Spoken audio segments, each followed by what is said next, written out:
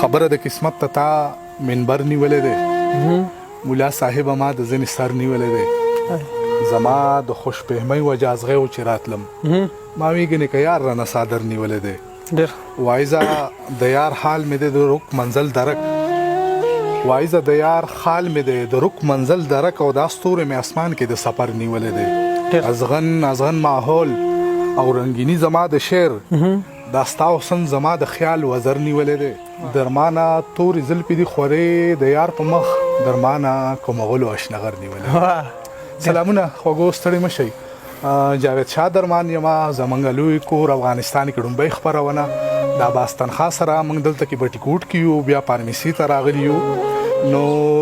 دا راته مو وایي چې تاسو موږ د کوم ځای نه ګورئ او دا هم راته ووایي چې دا خپرونې موږ د چا نه نور ریکارډ کړو دلته افغانستان کې عباس تنخوا سره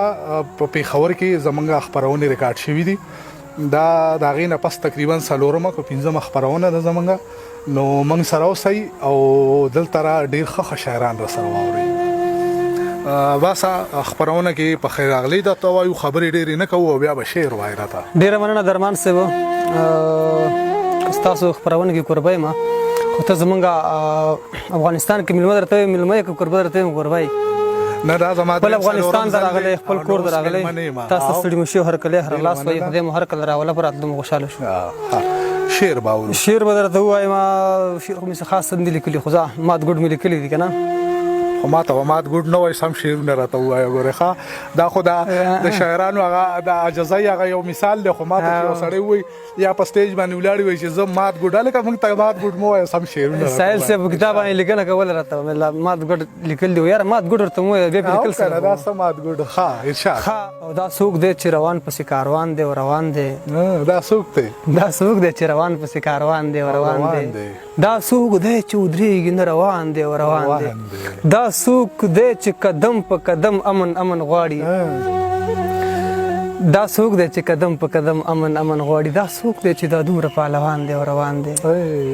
دا څوک دی چې دا دومره پښتانه ور باندې مړه دي دا څوک دی چې په هر چا باندې ګران دی او روان دی دا څوک دی چې دا دومره لیوني ورله راټول دي دا څوک دی چې د امن لیوني ورله راټول دي دا څوک دی خو یو ځوان دی او افغان دی او روان دی خبرې دا سړی د پښتنو د سر سړی دی خوشحال دی میرویس خان دی باچا خان دی او روان دی خبرې دا سړی د پښتنو د سر سړی دی خوشحال دی میرویس خان دی باچا خان دی او روان دی عباس دی تر منزله پښتانه رسول غواړي عباس دی تر منزله پښتانه رسول غواړي دښمن د پښتنو ورسره وران دی او روان دی روماني غزل لیکي شړنګ به درله شور به درله واخلم بیا به کتونکي و چې بنګړي منګړي دې پرېښي دي که نه نه مه پرېږده دا خو د شعر ښایست دی شړنګ به درله شور به درله واخلم دا کمات شو نور به درله واخلم او دا ځلې که راغی بنجاري ماما ټول د بنګړو شکور به درله واخلم دا ځلې که راغی بنجاري ماما ټول د بنګړو شکور به درله واخلم مه کوه انکار راته انګارې ما بله به شمه اور به درله واخلم واخله امتحان د مینې وغواړه کور که غواړې کور به درله واخلم ته لکه سندره شاباسه زه ښکلی ټنګ ټکور به درله واخلم ډېر ښه دی تاسو ته معلومه وي چې ما په بټۍ کې کومه ړومبۍ خپرونه د عباس نه ریکارډ کړې وه نو هغه وخت کې د شعر ما واورېده خو لکه هغه مطلب زه ترېنه دومره مطمئن نه وم خو زما دغه یو دغه و چې عباس تنها مخکې لټ شي دا به نور ښه شعر لیکي نو هغه زما کوم فکر چې کوم و هغه رښتیا شوی دی عباس ډېر ښه شعر لیکي نن سبا او ستاسو هم ډیره مننه کوو چې دې تاسو راپورته کړو ارشاد غزل داسې دی که نه سپین وي او که تور نور خو پوهېږي ته سپین وي او که تور نور خو پوهېږي ته خدایه هسې نور خو پوهېږي ته ربه مړي هم ژوندي کولی شي ربه زما مور نور خو پوهېږي ته دا مړی یو شل ځله ووایه ډېره مننه ربه مړي هم ژوندي کولی شي او که نه ربه مړي هم ژوندي کولی شي ربه زما مور نور خو پوهېږي ته پلار مې ټیکهدار د جنتونو کا پام کوه په اور نور خو پوهېږي ته پلار مې ټیکهدار د جنتونو کا پام کوه په اور نور خو پوهېږي ته وساته له داغه د پښتون لمن چرته د چا خور نور خو پوهېږي ته درمان صاحب وساته له داغه د پښتون لمن چرته د چا خور نور خو پوهېږې ته غواړم به جنت کې هم که درغلم ماله زما ورور نور خو پوهېږې ته او په ډېرې بخښنې دا یو شعر لږ دې سره جدا دی وی ویل عباسه غاړه واخله خو مه راکوه زور نور خو پوهېږې ته ماته یم ها که د مصر ښکلي لږ ډېر مشهور وی نو په دوی کې به بیا بیل رقم غرور وی که کابل چرته په دې دنیا کې نه وی نه به ښکلي وي او نه به دا انګور وی ما به تا نه قربان کړې وه وطنه په رښتیا که چرته سوله زما لور وی ما به تا نه قربان کړې وه وطنه په رښتیا که چرته سوله زما لور وی موږ که خپل ځانونه پېژندلی پښتونخوا به په موږ ولې سور تنور وی که غزل کې مې بنګړي مات کړی نه وی زه به هم چرته په دار لکه منصور وی خپل وطن دی وی چې امن وی عباسه خیر که زه پکې باچا نه وی مزدور وی غزل که زندگی هر څومره سخته ده او ګرانه ده